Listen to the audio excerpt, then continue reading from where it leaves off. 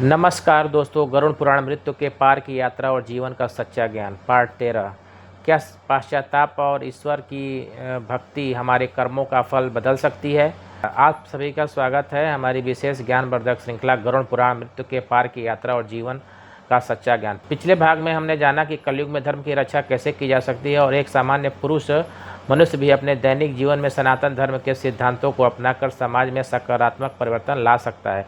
लेकिन आज हम एक ऐसे प्रश्न का उत्तर जानेंगे जो उस हर व्यक्ति के मन में कभी न कभी अवश्य आता है जिसने जीवन में कोई गलती की हो। यदि हमने किसी का दिल दुखाया हो, यदि हमें अपनी गलतियों का सच्चा पछतावा हो, तो क्या हम भविष्य बदल सकता है? क्या केवल कर्मों का फल निश्चित होता है, या सच्चा पश्चाताप, प्रार्थना, सेवा और ईश्वर की भक्ति मनुष्य के जीवन की दिशा बदल सकते हैं? आइए गरुड़ पुराण और सनातन धर्म की शिक्षाओं के आधार पर इस गहरे विषय को समझते हैं। गरुड़ जी का प्रश्न। गरुड़ जी ने भगवान विष्णु से पूछा, हे प्रभु, यदि कोई मनुष्य अज्ञानवश गलत कर्म कर बैठता है लेकिन बाद में उसे अपनी भूल का पश्चाताप होता है, तो क्या उसके लिए सुधार का मार्ग खुला रहता है? भगवान विष्णु ने उत्तर दिया, हे गरुड़, जब तक मनुष्य जीवित है तब तक उसके पास स्वयं सुधारने का अवसर है, लेकिन केवल शब्दों में पश्चाताप पर्याप्त नहीं होता है। सच्चा पश्चाताप वह होता है जिसमें मनुष्य अपनी गलती स्वीकार करे और उसे दोहराने का संकल्प न ले और धर्म के मार्ग पर चलना प्रारंभ करे। यही इस अध्याय का सबसे बड़ा संदेश है। पश्चाताप का वास्तविक अर्थ। बहुत से लोग सोचते हैं कि केवल मुझे माफ़ कर दीजिए कह देने से सब कुछ ठीक हो जाएगा, लेकिन सनातन धर्म हमें सिखाता है कि सच्चा पश्चाताप केवल शब्दों से नहीं बल्कि जीवन में आए परिवर्तन से पहचाना जाता है।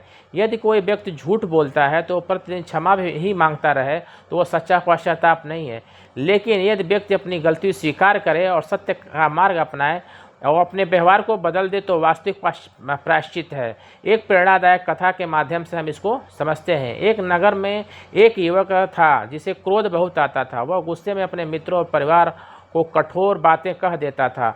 एक दिन वह संत के पास पहुंचा। संत ने बोला, गुरुदेव, मैं बार बार पछतावा करता हूं, लेकिन वही गलती बार बार दोहरा देता हूं। संत ने उसे एक लकड़ी का तख्ता दिया और कहा, जब क्रोध आए तो इसमें एक कील ठोक देना। और कुछ दिनों के बाद तख्ता कील से भर गया। फिर संत ने कहा, अब जब तुम्हें क्रोध आए तो नियंत्रण रखो और एक एक कील निकाल देना। कुछ महीने बाद सारी कीलें निकल गईं, लेकिन तख्ते में छेद रह गए। संत बोले, बेटा, शब्दों में लगे घाव ऐसे होते हैं, इसलिए गलती होने से पहले स्वयं को रोकना सीखो।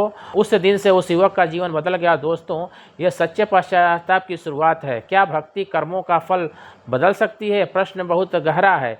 गरुड़ पुराण और सनातन परंपरा हमें सिखाती है कि ईश्वर की भक्ति केवल कठिनाइयों से बचने का साधन नहीं बल्कि स्वयं को बदलने का मार्ग है। यदि भक्ति के कारण हमारा मन पवित्र होता तो हमारे विचार बदलते, हमारे कर्म श्रेष्ठ बनते, तो हमारा जीवन भी बदलने लगता। लेकिन कहा गया है कि भक्ति का सबसे बड़ा चमत्कार बाहर नहीं, मनुष्य के भीतर होता है।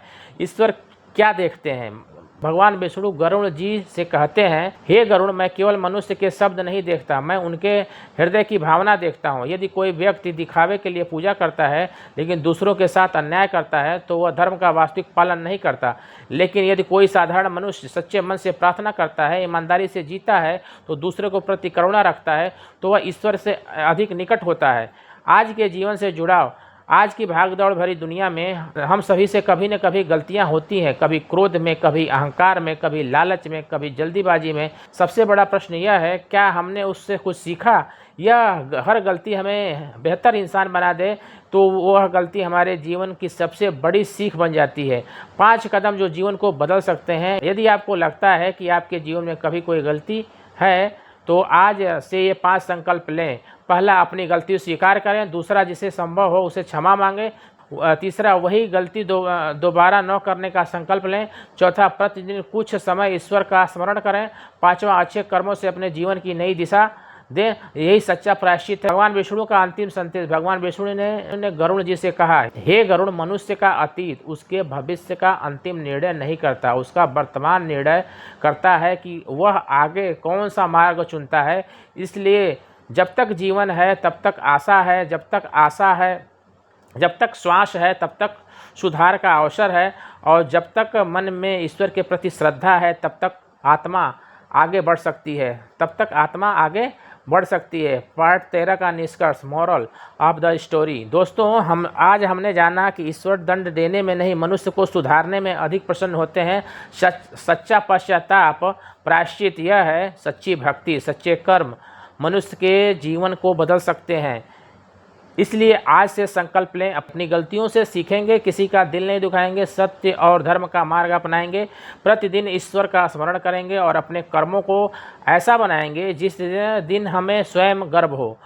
क्योंकि ईश्वर हमारे कर्मों का हिसाब नहीं देखते, वे हमारे बदलते हुए हृदय को देखते हैं। अगर आपको गरुड़ पुराण से जुड़ी ज्ञानवर्धक कथा पसंद आई तो इसे अपने परिवार और मित्रों के साथ अवश्य साझा करें, ताकि सनातन धर्म का यह अमूल्य ज्ञान अधिक से अधिक लोगों तक पहुंच सके। ऐसी ही गरुड़ पुराण और सनातन धर्म से जुड़ी रहस्यमयी एवं ज्ञानवर्धक कथाओं के लिए हमारे चैनल को सब्सक्राइब करें, वीडियो को लाइक करें, अपने विचार को कमेंट में अवश्य लिखें, बेल आइकन को जरूर दबाएं ताकि इस श्रृंखला का अगला भाग आप तक सबसे पहले पहुंच सके। अगले भाग में क्या केवल मनुष्य के कर्मों में बंधन अगले भाग में क्या केवल मनुष्य ही कर्मों के बंधन में बंधा है, या देवता, ऋषि, राजा स्वयं भी कर्म के नियम से बंधे हैं? गरुड़ पुराण और सनातन धर्म की एक अत्यंत प्रेरणादायक कथा के माध्यम से हम इस रहस्य को अगले भाग में जानेंगे। तब तक के लिए हर हर महादेव, हर हर महादेव, हर हर महादेव। जय श्री राम, जय श्री राम, जय श्री राम।